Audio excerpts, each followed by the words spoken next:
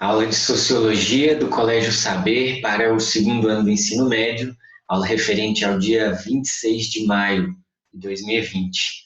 Vamos começar com uma oração. Inspirai, Senhor, as nossas ações, para que em vós comece e em vós termine tudo aquilo que fizermos. Por Cristo, Senhor nosso. Amém. Bom, olá, bom dia, boa tarde. Quero começar essa aula pedindo desculpas pela aula anterior, né? Aquela sobre a videoaula sobre o youtuber indígena.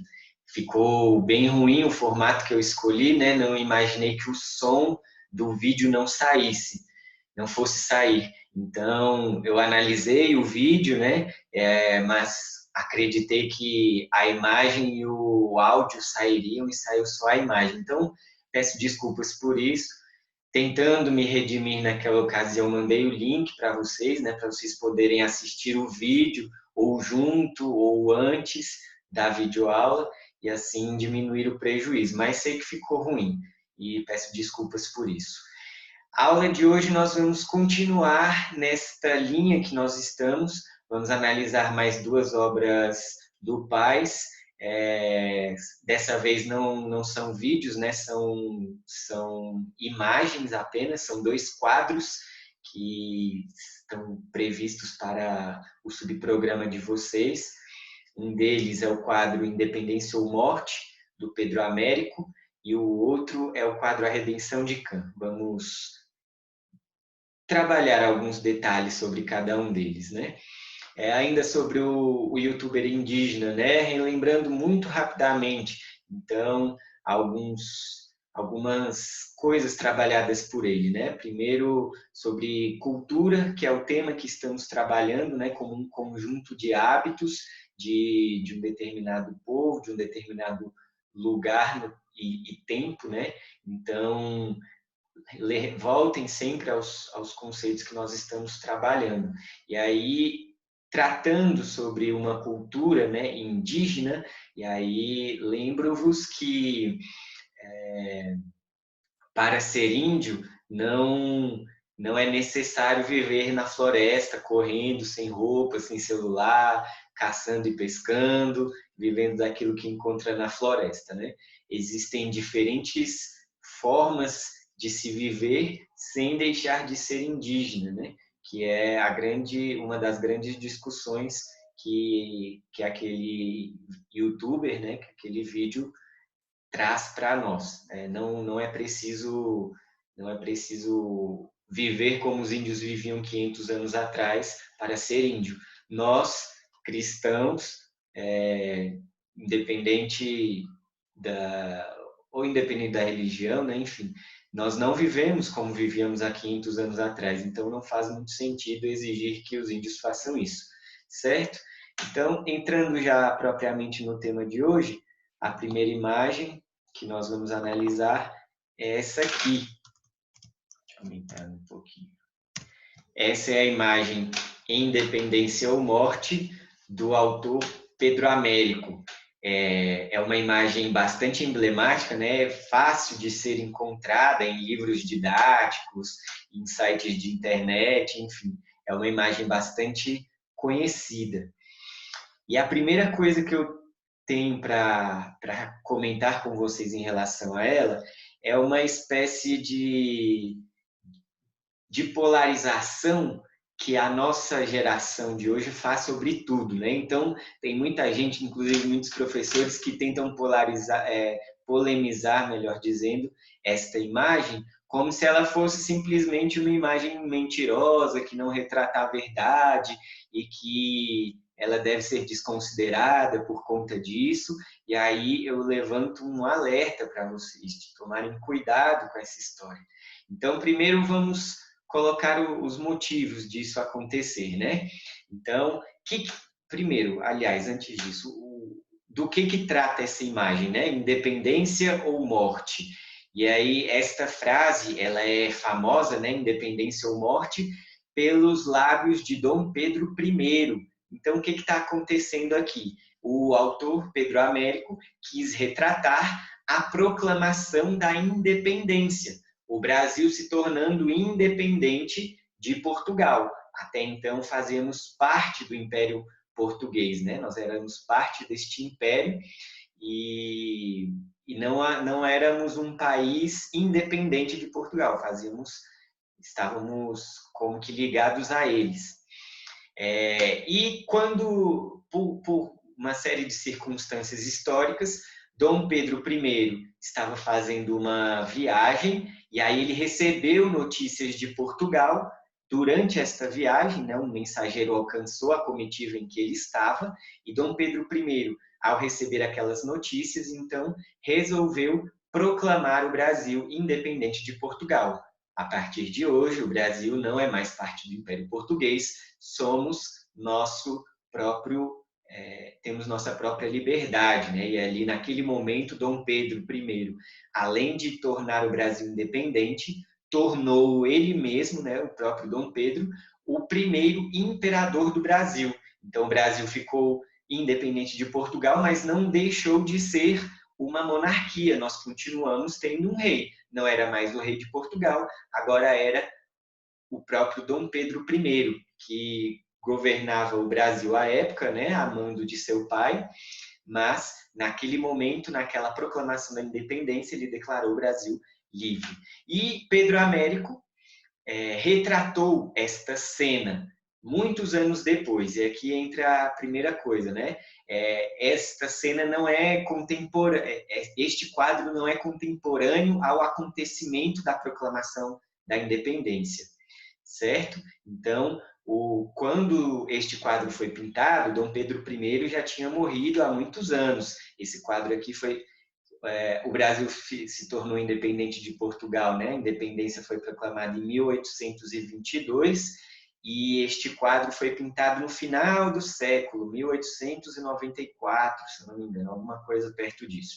Então, quadro e acontecimento histórico não são contemporâneos, eles aconteceram em épocas diferentes, né? Quase 70 anos depois. O Pedro já tinha morrido há muito tempo quando o quadro foi pintado. Então, que outros detalhes nós temos aqui, né? Então, nós temos Dom Pedro em uniforme militar. A imagem não vai ficar tão clara, porque eu vou aumentar mais, mas dá para perceber o uniforme militar, né? A espada em punho, uma espécie de bota aqui, né, própria do exército, a casaca também, tem outros militares, digamos assim, né, soldados ali próximos a Dom Pedro I, enquanto ele proclamava a independência do Brasil. Tá, e outro detalhe histórico, digamos assim, né, Dom Pedro estava às margens do rio Ipiranga, é um rio paulista, né, fica em São Paulo. Nós podemos ver aqui águas do rio Ipiranga nesta parte inferior aqui do quadro, né? Não tão perceptíveis, né? Os cavalos, as espadas em punho chamam bem mais a atenção, mas aqui nós temos as águas do rio Ipiranga. Então, tem até alguns poemas que falam sobre isso, né? O próprio hino nacional retrata essa cena, né? Ouviram do Ipiranga as margens plácidas de um povo heróico brado retumbante. Enfim, estas frases do hino nacional fazem referência também a este episódio de Dom Pedro I. Então, beleza. Este é o contexto histórico, né? Brasil se tornando independente de Portugal. E quais são as críticas que se colocam aqui, né? Primeiro, de que esta cena não retrataria exatamente como se deram os fatos, porque Dom Pedro estava viajando, né? Era uma viagem longa e uma viagem de várias semanas. Lembrem-se que naquela época as estradas eram muito inferiores às que nós temos hoje em dia e não havia automóveis, né? Os meios de transporte eram muito inferiores também. E mais do que isso, então, uma viagem muito longa. Dom Pedro I, provavelmente não, isso é dado histórico também, viajava com uma comitiva muito menor do que a que está aqui retratada neste quadro de Pedro Américo. Então, não tinha um exército junto com Dom Pedro I, quando ele escreveu a Proclamação da Independência, né? Ele deveria estar ali associado por alguns funcionários, mas uma comitiva muito menor de algumas poucas pessoas, e não este exército aqui que o Pedro Américo retrata, né? Além disso, os próprios cavalos também são um dado incoerente aqui. Uma viagem tão longa, como eu dizia, ela não poderia ser feita nestes cavalos, né? Isso seria extremamente desconfortável viajar tanto tempo nesses cavalos, e inclusive o cavalo não aguenta, né? Os cavalos não são próprios para viagens longas e cansativas, né? O cavalo ele precisa de tempos de descanso muito maior. Então, estas viagens, naquela época, elas eram feitas em cima de mulas. Então, o que levava ali a bagagem e o próprio Dom Pedro I eram mulas, e não cavalos imponentes, cavalos de batalha como esses representados aqui, né? Além disso, o rio Ipiranga pode nos dar a impressão de ser um grande rio, né? E aí a composição aqui da imagem, embora não esteja focando no rio, mas sugere também, né? Os cavalos espalhando água aqui, como se tivessem atravessado o rio ou ali as margens, né? À beira do rio Ipiranga. Mas o rio Ipiranga, na verdade, ele é muito pequenininho. Ele tem o curso de água dele é muito pequeno, então não sugere também nada muito glamuroso. Então, em cima desses detalhes é que se fazem críticas a este quadro, né? Como se esta imagem de Pedro Américo fosse mentirosa. E aí o alerta que eu deixo para vocês aqui, tomem muito cuidado com essa conversa. Inclusive, o site que eu mandei para vocês lerem, né, na semana passada, para vocês se prepararem para essa aula, ele chega a sugerir algo nesse sentido também, né? De que Pedro Américo estaria alterando, né, manipulando a realidade. E por que eu digo isso? Porque o intuito do Pedro Américo não era retratar a cena fielmente, ele não estava tirando uma foto, ele estava pintando uma obra, né, pintando um quadro para exaltar um acontecimento. Então, Pedro Américo nunca se propôs a representar todos os elementos conforme aconteceram no exato momento em que Dom Pedro I proclamava a independência do Brasil. Não é esse o objetivo da obra. O objetivo da obra é trazer glória a um acontecimento. E aí, qual é o contexto aqui que o Pedro Américo está pintando esta obra, né? Final do século XX, nós temos ali, aliás, final do século XX não, desculpa, final do século XIX, ali 1800 e tanto, né, 1890 e poucos. Então, Pedro Américo está em um país que acabou de proclamar, acabou de libertar os seus escravos. A Lei Áurea era recém-assinada, né? Então os escravos estavam livres e o Brasil também estava deixando. Agora que eu acabei de me lembrar de algo, deixa eu me corrigir aqui. Não foi 1894, foi 1884, que faz toda a diferença. Porque a abolição dos escravos ainda não era uma realidade e o Brasil ainda era um império. Ainda estávamos no segundo reinado, no Império de no Império de Dom Pedro II. Então, Pedro Américo está pintando esta obra para exaltar, né, para ressaltar um determinado acontecimento da nossa história e trazer glória sobre ele, que é a independência do Brasil. Então, o objetivo dele não era tirar uma foto. E muitas das críticas que se colocam, né, como se ele estivesse mentindo ou distorcendo a realidade, o que não faz muito sentido para mim, justamente porque esse não era o objetivo dele. Se a gente for ter esse olhar, né, de distorcer a realidade, como se os artistas ao longo da história estivessem todos mentindo para nós, a gente vai ter que descartar praticamente todas as grandes obras da humanidade, as obras artísticas da humanidade, né? Imagina só se um pintor tivesse que tentando retratar as cenas bíblicas exatamente do jeito que elas aconteceram, o rosto de personagens, características de roupa, enfim. Não é esse o objetivo da obra, né? Não é esse é o intuito da arte. Então, tomei muito cuidado, quis trazer esse alerta justamente porque essa imagem ela é alvo de muitas críticas recentemente. Mas é uma obra belíssima, né? O Pedro Américo ele está aqui em um contexto em que o modernismo está ganhando força, né? E aí quem lembra aí de algumas aulas de arte ou de outras disciplinas, né, pode começar a fazer alguns links, né? O modernismo é uma arte muito menos detalhista nesse sentido, né? Olha como o Pedro Américo busca a perfeição mesmo dos traços dele. Composição de cores, a quantidade de detalhes, né? A quantidade de informações que a gente vê na obra é algo impressionante. A mim, pelo menos, me admira muito, né? É uma obra que é belíssima de ser admirada.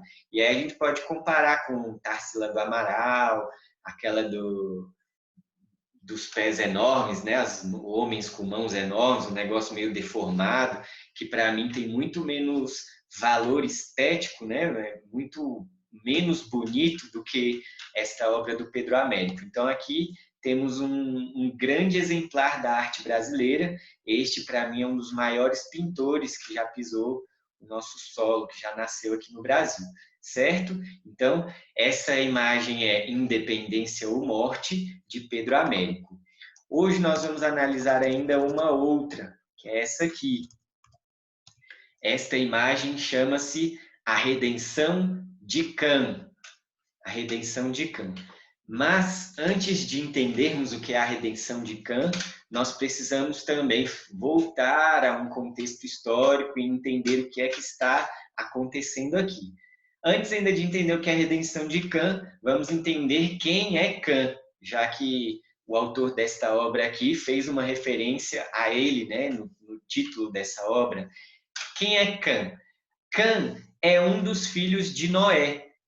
Lembram-se de Noé? Sei que sim, lá do dilúvio, aquele Noé mesmo. Então, esta imagem aqui tem referências bíblicas nela, né?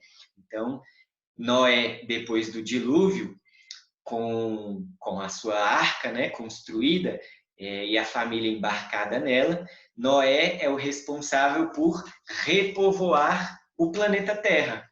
Deus, naquela ocasião, de acordo com os relatos bíblicos de Gênesis, né, destruiu a humanidade, se arrependeu de ter criado a humanidade e a destruiu, mas em Noé, que é uma prefiguração de Jesus Cristo, né, ele salva a criação, ele salva a humanidade.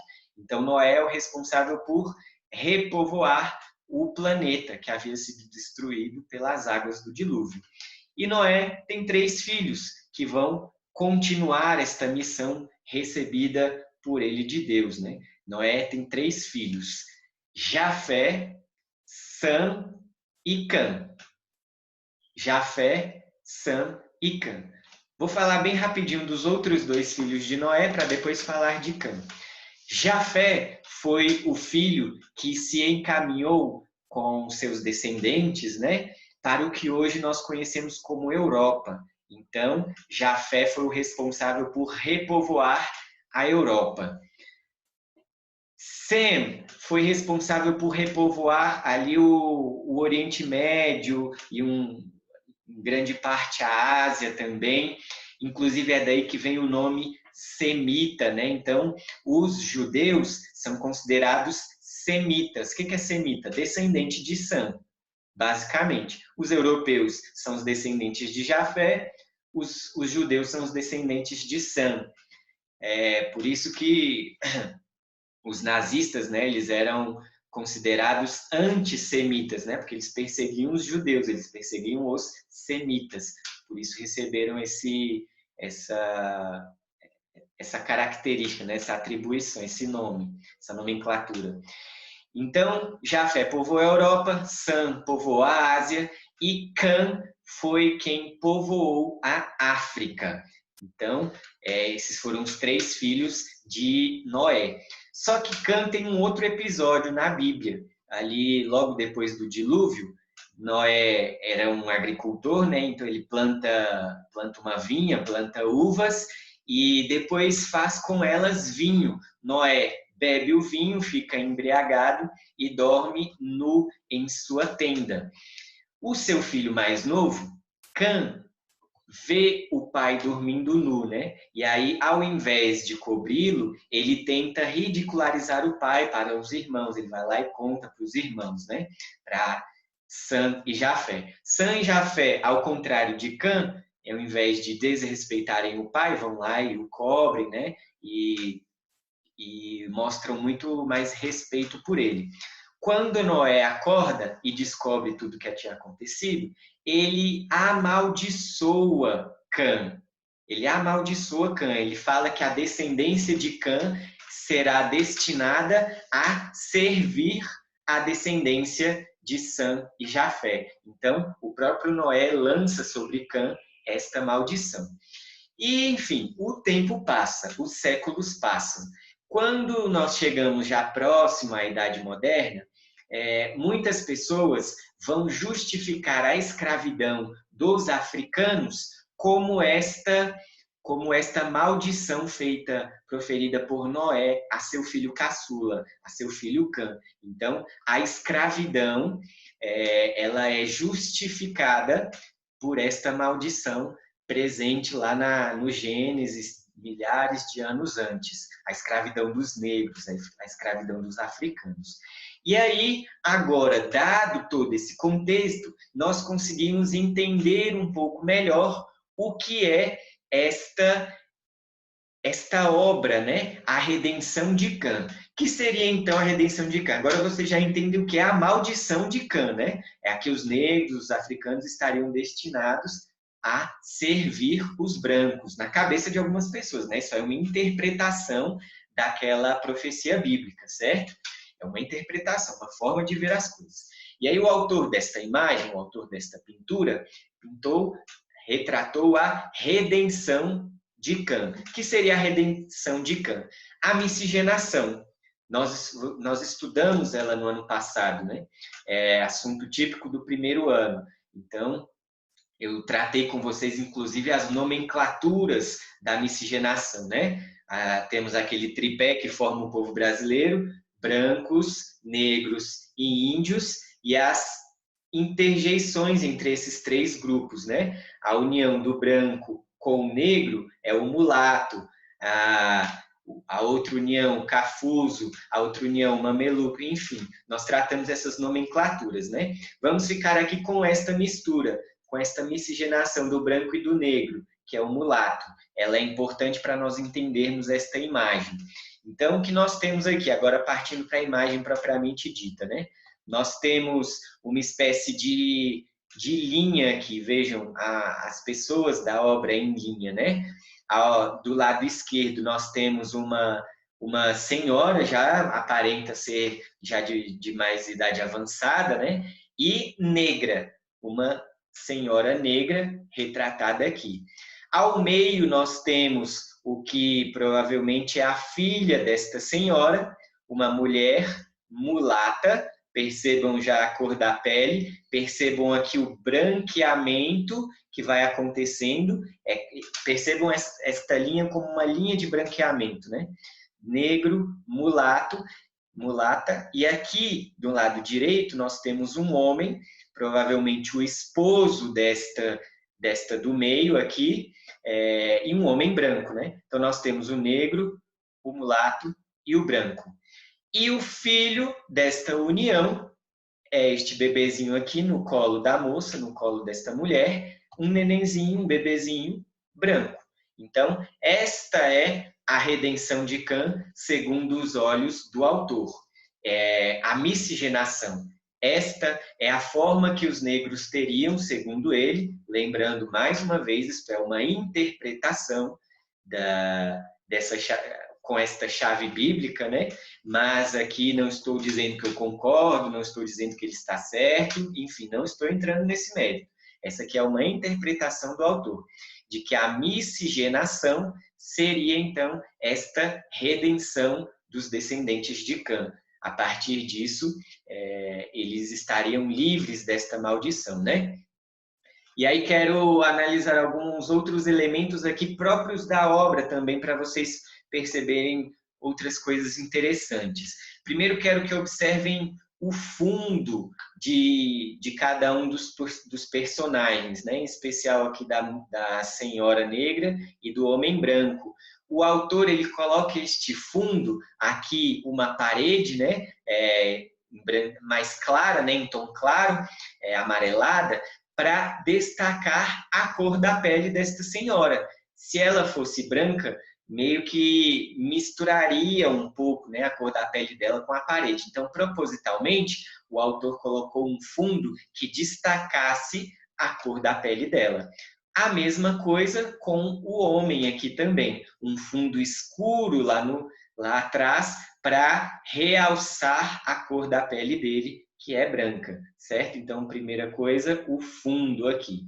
Segundo elemento, importante também para esta análise, é o chão onde eles pisam. Percebam só, a mulher, a mais velha e negra, pisa um chão de terra batida.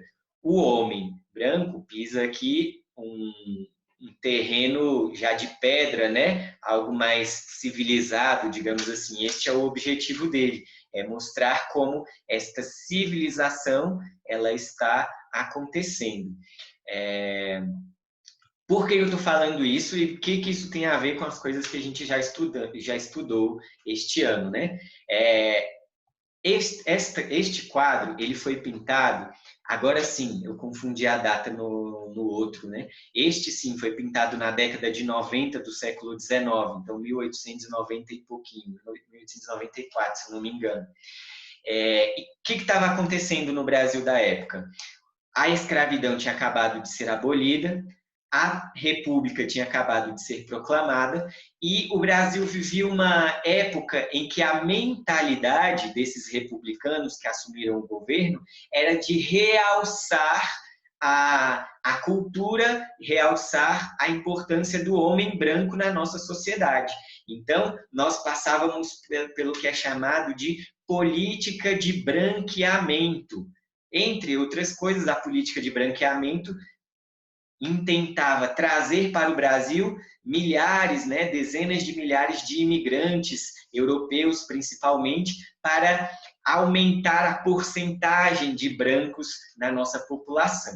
Então, esta imagem aqui, ela é considerada com alto teor de racismo, por isso ela mostra este incentivo a esta política de branqueamento, como que considerando negros inferiores aos brancos. Mas gostaria de lembrá-los do momento histórico em que ela foi pintada, logo após a escravidão, em que milhões de negros, né, foram saindo das fazendas, foram saindo das casas, alforriados, né, livres, e se inserindo no mercado de trabalho, buscando formação, buscando um meio de viver. Então, os conflitos raciais, de alguma forma, eles estavam aumentando. O Brasil, ao contrário de outros países, conseguiu lidar, de alguma forma, com esses conflitos, a ponto deles não se tornarem uma guerra civil. Em outros países, isso foi inevitável. No Haiti, alguns países da América Espanhola, no próprio Estados Unidos, né, teve uma guerra que, de alguma forma, envolveu a questão racial também.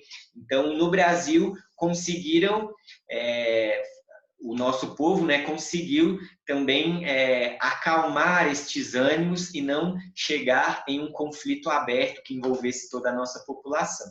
Mas este quadro aqui, A Redenção de Kant, é considerado racista, e uma análise dele em uma obra do Paz provavelmente traria algo nesse sentido, né? Trabalhando essa questão racial, política do branqueamento, provavelmente trabalharia sobre isso, a forma como seria cobrado no Paz, certo? Então temos essas duas obras aí, Independência ou Morte e A Redenção de Kant, ambas obras obrigatórias do Paz. Estes são os meus comentários sobre elas. Até a próxima aula. Vou voltar para mim aqui antes de encerrar. Até a próxima aula. Nos vemos na semana que vem é prova. Nos vemos na outra semana, se tudo der certo. Até mais.